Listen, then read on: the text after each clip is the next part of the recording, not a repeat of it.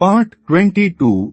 Rama and Lakshman discover Sita's disappearance and Jatayu's last words. The forest stood silent, heavy with sorrow, as Rama returned from his chase, victorious over the golden deer, yet unaware of the sorrow that awaited him. His heart grew restless with every step, and the air seemed thick with an unseen grief.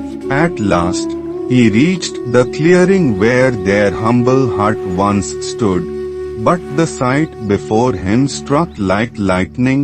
The hut was empty, Sita nowhere to be seen. Rama's voice trembled as he called out, "Sita! O my beloved, where are you? Come forth, for the forest feels cold without you." There was no answer, only the soft rustling of leaves and the distant cries of birds. Fear gripped Rama's heart. His eyes searched every shadow, every corner of the forest, but Sita's gentle form was gone. Lakshman, returning too, found Rama broken, his voice rising in anguish. "O Lakshman, my heart trembles with fear. What evil has befallen us? Where is Sita?" Lakshman, his own heart heavy, spoke softly, "O brother, perhaps she wanders nearby, gathering flowers. Fear not, we shall find her." Together, they scoured the forest, calling her name, but the trees stood silent, the rivers held no answer, and the sky seemed to mourn with them. As they searched, they found the ground disturbed, broken branches, trampled grass, and signs of a great struggle. Rama's face grew pale, his voice filled with grief. "O Sita, I fear the cruel hands of fate have stolen you from me." Then, in the distance, they saw a mighty figure lying upon the earth, wings torn, feathers scattered like fallen stars. It was Jatayu, the noble king of vultures, his life flickering like a dying flame. Rama rushed to him, tears filling his eyes. "O great bird, what tragedy has befallen you?"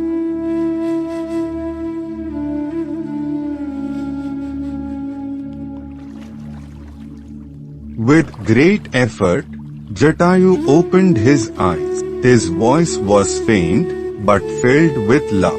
"O Rama, I tried to save Sita. Ravana, the king of Lanka, seized her. He flew south, carrying her away. I fought, but I am old. My wings failed." Rama wept, cradling the noble bird in his arms. "O Jatayu, brave and loyal friend, forgive me for not arriving sooner." Jatayu smiled weakly. "I die with your name on my lips.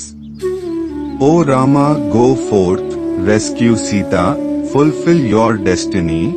With those final words, Jatayu's eyes closed, and his soul soared high, free from pain, embraced by the heavens themselves.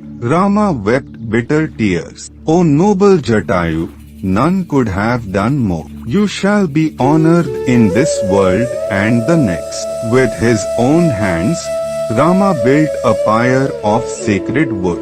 He lit the fire, offering prayers, and gave Jatayu a farewell fit for a king. The flames rose high, carrying the soul of the noble bird skyward. The forest fell silent, honoring the fallen hero. Then Rama turned, his face no longer filled with sorrow but with a fierce resolve. "Come, Lakshman, the time for grief is over. We shall seek out Ravana wherever he hides, and bring back Sita, or perish in the quest." And so, with hearts burning like fire, the two brothers set forth, the winds carrying their vow, the skies watching in silence, as the tale of Rama's search for Sita truly began.